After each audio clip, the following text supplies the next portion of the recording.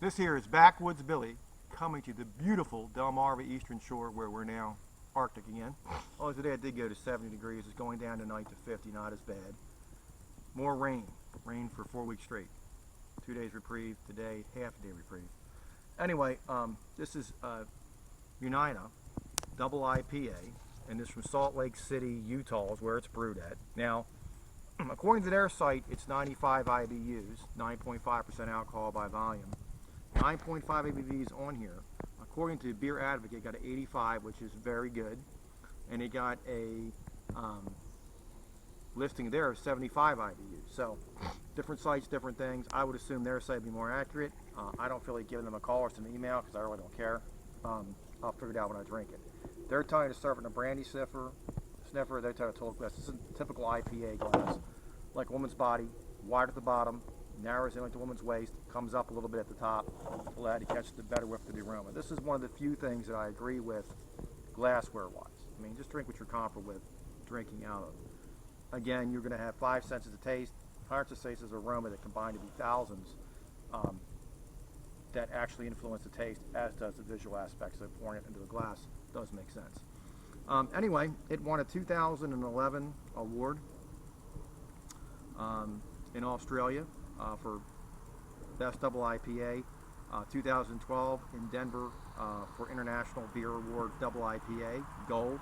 In 2014 in Australia, it won for Best Packaging. So that's pretty powerful statements. I kind of like the package, little travel trailer, because we like to travel. Our trailer is much bigger, but 32 foot, but it's kind of a neat little thing. And going off on detours sometimes is a really good thing. You find stuff that you weren't really expecting. So anyway, the smell is off the bat grapefruity, fruit, and malty sweetness to it. And the beer cap says Earth, Wind, and Beer, and the reason is that they are powered by wind and solar power, renewable energy. Their plant. Too bad they didn't put the IBUs on here. It does have a best by date of 8/15/2016, which at least that's on there. But I'm surprised some of these craft brewers that don't put stuff on it. To me, is a little more educational. To me, the color of this is a deep apricot or dark copper color, and your head on this, or like if you had a stronger iced tea, that kind of a thing, not a super strong, but like a strong iced tea color to it. The head is an off-white or a light ecru. Grapefruit, fruity, grassy, sweet maltiness, like almost like a caramel undertones, which that's the malts. And a floral fruity aroma. That's a combination of the malts and the hops, mainly the floral of the hops on there. So we'll take a look. A lot of Everest to this. A little bit of a very, very nice head to this. Very easy pour. Very nice head.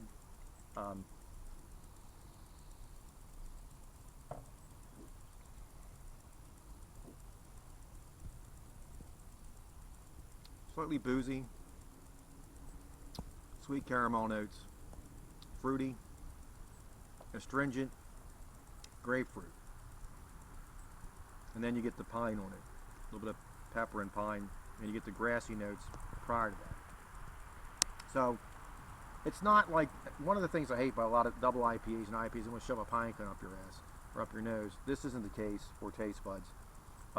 It is a bit astringent, there's a little bit of oiliness to it, and again, those two qualities come from when you do a double IPA. You're going to have oiliness to the thing. If you're boiling the hops, it's what it is to get your AAUs, your alpha acid units into it for your bittering. Your higher bittering units, when you boil the hops down, it creates the oil. The more hops, the more oil.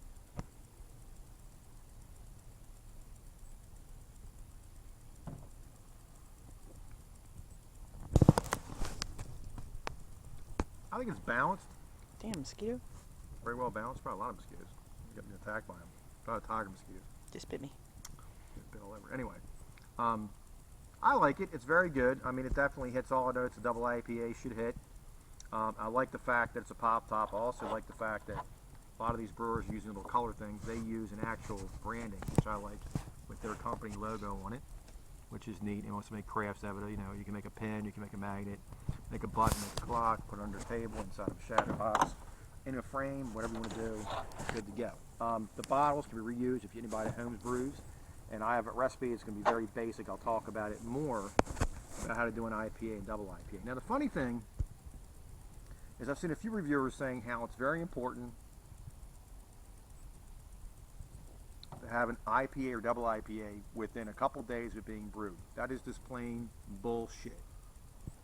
This beer, Uinta's double IPA, which is the Detour, the name of it, double IPA, 9.5% alcohol by volume, 95 IBUs including the Airsight, 75 including the Beer Advocate. I think, according to, I would agree with that, probably 95 IBUs. Your palate doesn't, 74 does not taste anything beyond 75 IBUs. It just, the bittering lingers or lasts longer. That's it. Now, that might be why the website said 75, the other one. 74. They might have taken a guess. It's not on the bottle. When you don't have it on the bottle, it's multiple guess. My little professional builder magazine down here. In it, I have a recipe for a basic Indian Pale Ale, and I also will post this and a double IPA recipe on here. I'm going to do this very simple. I'll put the bullet times down and go through all that to make it real fast, what your ingredients are. I'll put this in here too. This is basically brewed in the style of traditional English India Pale Ale that were originally brewed for the English Armed Forces in India. And it goes that they, would arrive, in there several weeks, typically 90 days. And then what happened is, in order to do that, it would have higher alcohol content and higher hop to help preserve it. Okay, now, you're going to have 6 pounds, 1/2 ounce of your 6.5 gallons of your full-bodied IPA with this. ABV is 6%. It will benefit if you age this for a few months in bottle or after rack with the keg before drinking. Ta-da! 9 pounds, 15 ounces of premium malt, okay? And you're going to use 9 pounds, your pale ale, 9 pounds of your crystal malt, maybe 9 ounces. 9 pounds, 50 ounces of that, 9 pounds of that. And then your bittering hops will be Challenger, which is a full-bodied, well-rounding bittering hops. And then your Cascade hops is your roaming hops, 2 ounces of that, floral and spicy. I need to get more into hops and malts and what they all, the advantage of different malts and hops, so we can understand that. The lacing on the glass is still there. Very thick. In wine, they would call it legs running down. In essence, food pairings for this would be simply fatty meats. Steak, pulled pork, cabano, roasted pig, What's pork cabano? chops. Cabano is like a pork sandwich. Oh, I never heard of That it. pressed. Yeah, never mind. What was that food truck video we watched? The guy did a cabano. Chef? Is that what I called you? He did cabano. And when I drink my mojitos, cabano goes good with that as well. Anyway, anything along those lines would go well with. Cheese-wise, anything that's stronger, because it in itself is a little stronger in the body of it, so that'll go well with that. Nuts, pretzels, anything beer snack would go well. Hot dogs and hamburgers would also go well with this, or as the English say, bangers. But anyway, this is kind of an Indian style, and I wanted to put in there, I put that in there because I have a couple recipes, and I kind of make my own off when I research something. I'll kind of change hops or change the malt or whatever. But anyway, as you brew it, you'll know how to change it for your liking, and I'll give you a calculation how to do that. But to make things simple, these were brewed for the English forces, like I said, the troops that were serving in the India campaign in India and in the colonies. The higher alcohol and the hops help preserve the beer. They were meant to mellow. So Stone Brewing agrees with me on this. Garrett Oliver, who's like a shit when it comes to reviewing beer. Everybody considers him the man when it comes to craft beer, what he's got to say. Brooklyn Brewery, he's the head brewer. People have offered to give him his own brewery. He don't care. He does a lot of reviews in beer magazines. And I do the reviews like that, more what it is. 2 thumbs up on this beer.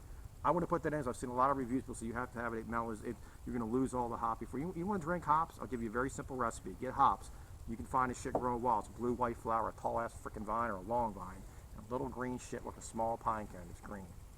And all you got to do is when you harvest them is dry them and brew you some freaking tea or buy it. You get the kettle and you actually boil this shit down, and it makes a hop tea. You can also adjust your hoppiness after you make the beer to that. Your higher AAU units are going to, or alpha acids are going to basically create a more bittering. And some things like Warrior, which will create a extreme bittering, are not good for aroma.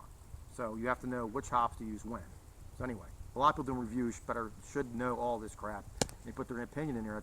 When I see them say something like that, it pisses me off because it's not a knowledgeable opinion. Anyway, 2 thumbs on this. It meets every criteria of the style. It's not overly bitter, and they use more of the grapefruit and grassy notes from the hops, and the aroma is more of your floral and grassy notes than they did the pine. And putting too much pine in something is like shoving a pine cone up your nose. Backwoods Billy, 2 thumbs up.